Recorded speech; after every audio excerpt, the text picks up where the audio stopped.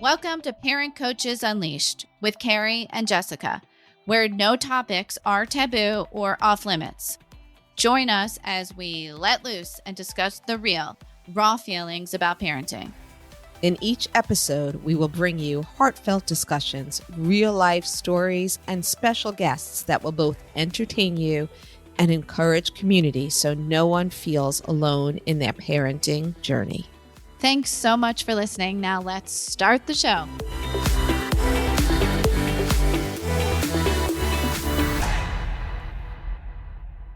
Hi, and welcome to today's episode. Jessica and I have a special guest with us, Ilan Alhadeff, and we are going to talk about a really important topic, school safety.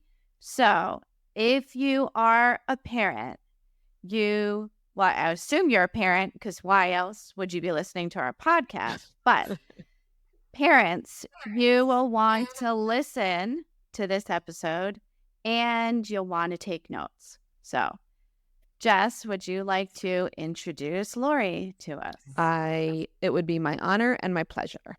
Lori is a former K-12 teacher and mom of 3. Lori's daughter, Alyssa, was tragically killed in the Marjory Stoneman Douglas High School shooting in 2018. Following this tragedy, Lori ran and was elected to the Broward County School Board. In addition, Lori and her husband, Ilan, created a national non-for-profit, Make Our Schools Safe, in honor of their daughter. Between her non-for-profit and school board position, Lori continues to raise awareness for legislation changes and supports initiatives to enhance school safety. We are honored to have Lori join us on today's episode. Hi, Lori. Welcome, Lori. Hi, Jessica. Hi, Carrie. Thank you so much for having me today. Well, we're so glad you could be with us. We're just going to jump right in and talk to us a little bit about what parents should be looking for in their school safety. What do they want to be? What questions do they want to be asking? What are parents looking for? So we want to make sure that there is a strong perimeter fencing and that all the doors are locked to the school so that when they get to the security desk, they have to buzz in, show their ID. What is the purpose for being there today? That's the question they should be asked. And then they get buzzed into the main office. And then from there, they should be having to show their license to be checked in, getting a badge. And then also they need to make sure that there's strong mental health programs for students in the school and that there is a strong school security risk assessment. That assessment is something that is done every school year. But I think it's important to ask questions to the administrators, to your schools, to make sure that every aspect of security is being taken care of, and that there's also a way for students and parents to report threats. We have Fortify Florida, and we have the Safer Watch app. Parents can report a threat. They see something, say something, report it, and then it's up to law enforcement to do something. So is the Safer Watch app for parents and kids? Like anyone can report anything? Yeah, so students can have the Safer Watch app on their phone and parents can have the Safer Watch app on their phone. And then just to kind of give you a little bit of difference, teachers have the Safer Watch app on every one of their computers, but that also is their panic button. So that if there's a life-threatening emergency situation, whether it's a medical emergency or an active shooter situation, the teacher can push their panic button and it's directly linked to law enforcement so they can get there as quickly as possible to triage any victims or take down the threat. And that is Alyssa's law. That is the law that we have passed in 7 states now and including Florida. So that panic button is on their computer or on their person? So it can be, it is on every computer in the school for the teachers. And also the teacher can download the Alyssa's Alert app on their cell phone. And in other schools in different areas, they also have a wearable panic button that would look something like this. The teacher would wear it around their neck And then they would have this panic button 3 times pushed for medical emergency, 8 times or more for an active shooter situation. And this is also, there would be their teacher ID.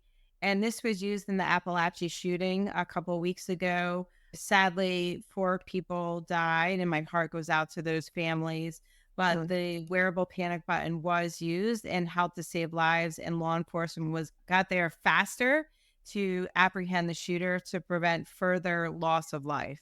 Okay. So parents, when they go to interview a school or they're looking at their options, right? That's a really, really important thing to have, right? Do the parents have, or the teachers have, the wearable panic button, as part of school safety measures? If they say no, but we have ABC, right?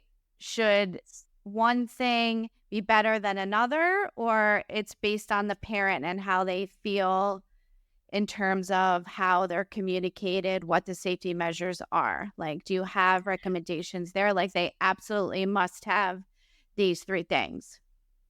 Well, I would say that it's just important to ask the question, how is Alyssa's law being implemented in your school? And then that teacher could say, well, we have Alyssa's alert panic button on our computer. And then the next question is, are you trained? Do you know how to use it? Right? Most importantly, all these safety measures we need to make sure that we have training connected with it, so that in a life-threatening emergency situation, the body goes into fight or flight. And we want to make sure that our teachers know how to push their panic button. Okay. Sure. You mentioned also a risk management report. Is that something that's available to all parents if they choose to see it? No. So that is a confidential report. It's required for every school to do a school security risk assessment every year. And they file that confidential report with the state. And then the state can allocate funding to help fund those vulnerabilities. So then whose job is it to locate the vulnerabilities in a school's safety? Is it the school themselves, or is it an outside company or police, or who's responsible for that? So here in Broward County, we have what's called area security managers, and they help assist with the principals and APs to fill out their school security risk assessment. And the school resource officer could be a part of that conversation. So you have law enforcement expertise helping to fill out that risk assessment form. All right. Got it.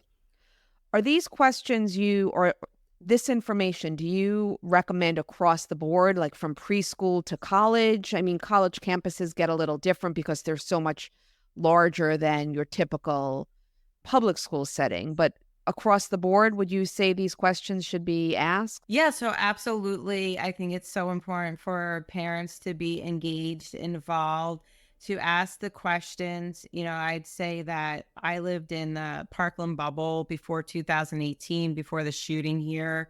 I thought my kids were safe in school. I never could have imagined Alyssa being murdered in an English classroom. And I never thought twice that her school at MSD wasn't safe. So I definitely think it's important for parents to be proactive, ask questions. Parents know best. If they see something and they have that instinct, that gut instinct, like, that just doesn't look right, speak up. I mean, one thing I say is your voice is your power. And so it's so important for parents to speak up, ask questions, and demand answers. All right. So what is your biggest concern right now in the schools? What you're saying as a parent, what you're saying as a school board member? Tell us what parents should be concerned about based on what you're seeing from all of those seats that you sit in. So unfortunately, kids are making threats to schools. They are either verbally saying that they're going to shoot up a school, or they are writing down a piece of paper that they want to shoot up a school, or they could be putting something in the Snapchat about making a threat to a school, or something on their video game that they're playing, or a text message. And these threats are illegal. It is a second-degree felony charge, and they'll be expelled from school. And what's happening is these kids are saying that they are joking, but this is not a joke. No. We are taking this very, very seriously. It's a state law. And I want parents to be aware of this and have that tough conversation with their child that they should never, ever, ever make a threat to shoot up a school or to harm anyone or school. That's unbelievable that in this day and age that's still going on with everything that we've seen. I know that it's happening still in our own community, that we're getting these threats, and it's just unfathomable to me that this can still be happening in our own neighborhood where we've lived and you have experienced such tragedy. I mean, but anywhere, right? Like, why, how does anyone think this is funny, right? Like, what are kids watching or hearing or listening to that would ever think that something so serious is funny or a joke, right? And, like the consequence of a felony by making a joke or being serious or daring somebody else to do something, make a joke like that, make a threat. What happens? What happens to that child, right? And we're talking about children, right? We're not talking about grown, mature adults. We're talking about children whose brains are not developed, but who the parents are responsible for their children and for teaching right from wrong. Yes. So the police will fine you. The FBI will fine you. They will track down where that threat came from, and you will be arrested. It is a second-degree felony charge. And then you would also be up for expulsion from school. So this is very serious. And probably 99% of the time, kids say, well, it was just a joke. But it's not a joke. And that's why I'm here today, because I want parents to take this seriously and have that tough conversation with their child and explain to them the consequences of their actions, where they verbally say it or they write it or they text message it. They are going to be found and they will be arrested.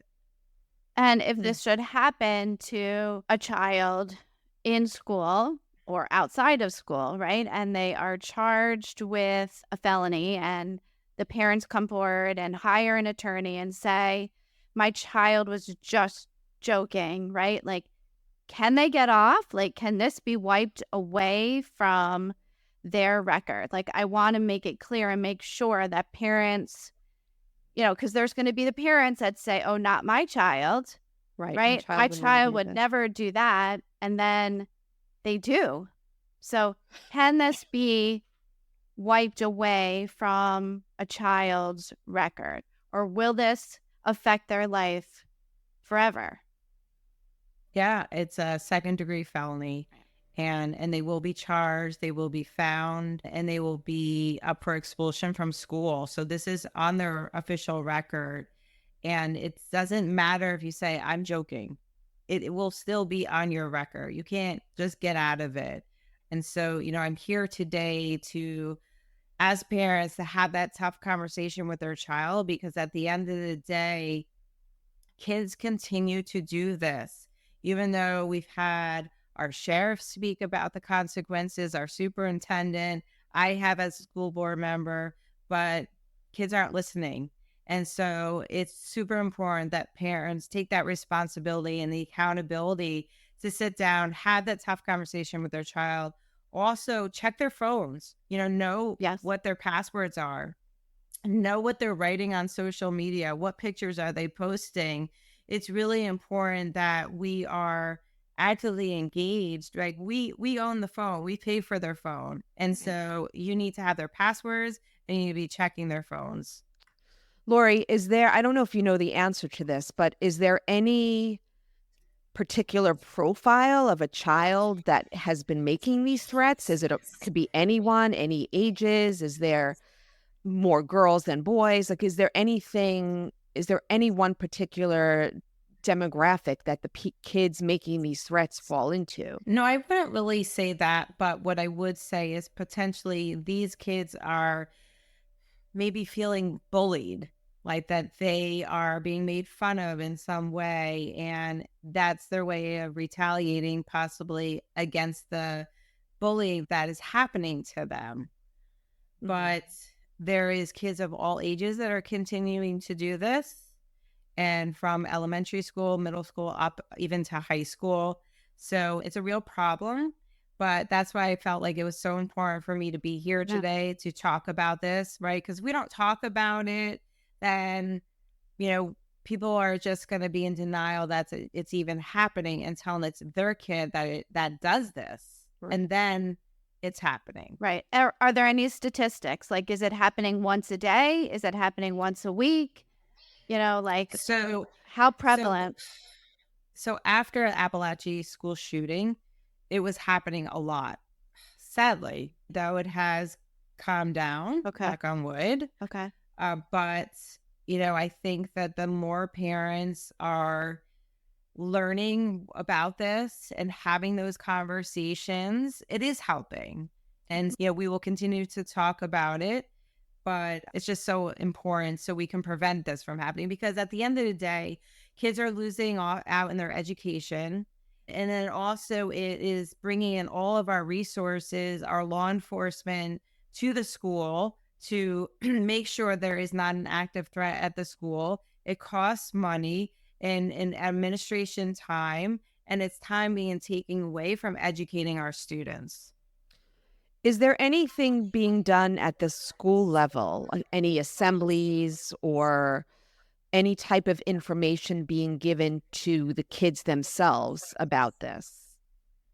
So it is decided school by school as far as assemblies goes to have conversations regarding this. There are flyers up at every school with Fortified Florida as far as being able to, if you see something, reporting a threat. But the schools are having conversations about this. We have done videos. The videos are up on the school's website. But again, it's, it will be extremely helpful if parents also can sit down and have that tough conversation with their child. Right. Yes. And that's, if a parent is hesitant and doesn't know how to start that conversation, they could sit and watch one of the videos together to get that conversation started. Like, that would be a really good tool to use to open communication about what's going on. Now, is it in a school handbook now, the consequence of a threat or cyberbullying or bullying? Like, does it actually say now, like, you will be expelled, or is there no language yet? Yeah. So every year, remember in the beginning of the year, as parents, we sign those forms. Yep. Yes. And Yeah. It's in there. It's in the disciplinary matrix, the student code of conduct handbook. And so the information is in there. And then I was going to say too, is I can give you a link to the video that I did with of talking about the, not to make any types of threats. That would be great. That would be great to share. Yeah. That would be awesome to share. Okay. Yes. Cyberbullying. Do you feel comfortable at talking about that? And does Make Our School Safe do any training, or at the club level, is there any education for kids and the parents for how to deal with bullying that might be happening? And are there any school resources for them to get help, to help themselves as a family and their child? Make Our School Safe has, we call them MOS clubs, Make Our School Safe clubs. We have a club at Marjory Stoneman Douglas High School, J.P. Taravello High School, Coral Glades High School, Coral Springs High School, and many other high schools here in Broward County, but also around the country. And so the MOS clubs, we started this after 2018, and I want the students to be able to really create that culture of safety within their school, to own that safety, to have a voice for safety, and be able to, during their monthly meetings, bring in a speaker. It could be somebody to talk about cyberbullying and how to prevent that bullying from happening. And they could speak at their meetings. And so we have had that happen where the clubs do have those monthly speakers come in, whether it is the chief of police or somebody in mental health. But these are proactive ways that the schools are trying to educate our students and also teach kindness and love, and that, we don't want to be bullying people. We want that to be prevented. And the school also has different programs within the schools to prevent bullying from happening. Okay, that's great. Is there anything else today you would like to share with us about school safety or any of the other topics or anything else you want parents to know? So I would say there's two really great resources to go to. Max Factor has a great website where you can look up your school to see what types of threats are going on at your child's school. And that's Safe Schools for Alex.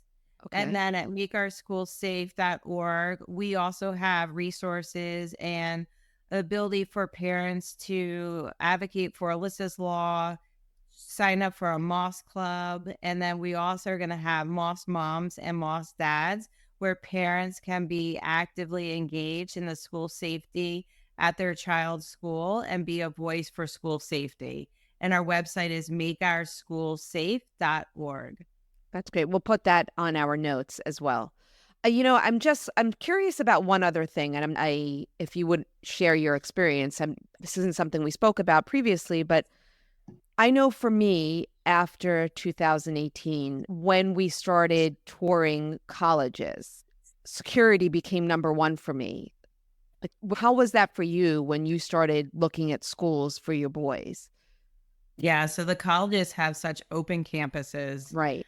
One of my requirements for my boys is that they have a bulletproof backpack. I know it doesn't prevent like an AR-15, but it does prevent something. So at least I feel like they would have that to protect themselves potentially if there was a shooting going on. So that's one of my requirements since 2018. And, I think it's just important to teach your child to be aware of their surroundings, where they are, who's around them. I know the colleges, they do a good job of so often having like an emergency call station where they can call for help. Okay. But it is difficult. We have Make Our School Safe has engaged fraternities and sororities to do fundraisers to put Stop the Bleed kits in their fraternity house or sorority house. But it is very challenging. And there has been shootings on college campuses. Yes. But that's why also it's so important for schools to have some type of panic button so that if there is, whether it's medical emergency, which we're going to have 99% of the time, or the active shooter situation, that they can press their panic button and get law enforcement there, good guy with a gun, to take down the threat as quickly as possible. To date, are there any colleges or universities that implement the panic button or anything from Alyssa's Law?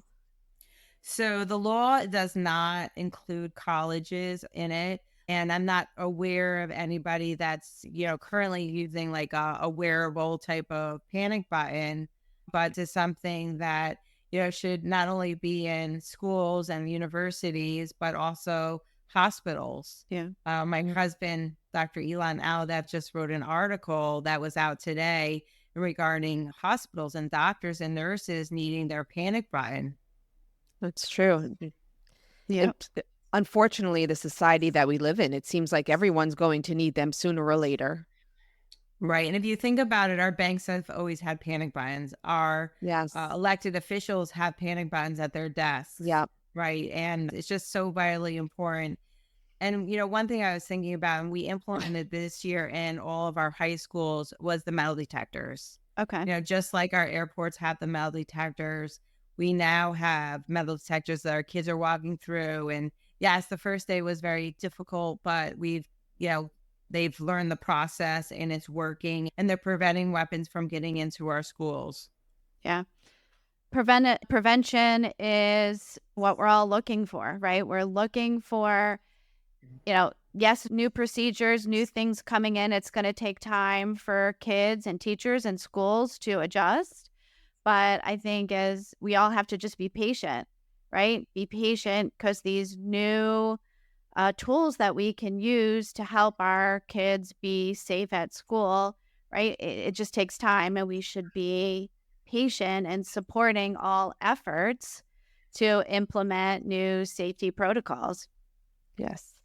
Yeah. And if you just think about it, it's about creating those layers of safety protection. Like, so today there was randomized wanding, metal detector wanding at MSD. That's great. Yeah, they're going in, they're wanding backpacks. Even though they went through the metal detector, they're still doing that randomized metal detector wanding. So it's that continuous, whether it's mental health programs in schools, which is so vitally important, MOS clubs, to fencing, bulletproof glass, and panic buttons, and just continuing to implement those layers of safety protection. And unfortunately, it took our tragedy for us to get here today. Yes. But Florida has been a leader in implementing every year a school safety piece of legislation to help protect our schools here in Florida. And I'm proud that we're leaders within this country. And when I go around the country talking about Alyssa's law, I talk about Florida being that leader. And just every day, we're going to do what we can do to help make our schools as safe as possible. Yeah. Do you have anything to say to the parents or the naysayers who say they don't want their schools to become like a prison? You hear that a lot, especially I know there was a lot of controversy when the metal detectors were being put in. Right. So I would say this. My daughter Alyssa should be here today. Alyssa should be graduating from college. She should be 21 years old. And I wish that all these layers were put into place. We go to the airports, we go to Taylor Swift concert, and we go through metal detectors or Disney World, and it just nobody thinks twice about it because they just want to be safe, go in. And so school's not really any different. The metal detectors, they don't even look like the airport metal detectors. It's like two poles. Yeah. And so, we have cameras and things like that. Like, people don't even realize the security measures that are in place, but they're there. And I'm happy with a child within Broward County Public Schools now that my child is safer because we have been proactive since 2018 to implement these layers of school safety protection. And we passed a referendum here in Broward County, and that referendum also helped to put in place more security, more SROs and guardians, and the blue shirt security guys you see now manning the gates and at the doors. That's amazing because at the end of the day, it's the humans that are going to help to also make schools safer. Sure. Yeah. All right. Well, we are so grateful for you being with us today. So sorry that brought this horrible tragedy for your family to put you in a place to then have to and want to really do something to help parents, schools, children all around the United States. But we are so grateful that you do, and we're honored that you took some time for us today. And if you will, we'll provide everyone with the links that you brought up. I'd also like you to share the Bulletproof backpack link so we could have that available for all of our listeners. And Jessica, you have any final words? No, you actually said what I was going to say, but just on behalf of all of the kids out there, thank you. And just know that you're making such a big difference. Thank you. All right. Thanks for being with listening. us.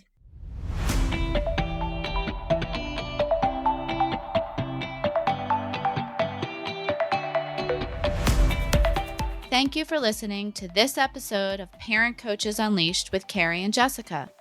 Together, we can raise the next generation of independent, capable, and compassionate young adults.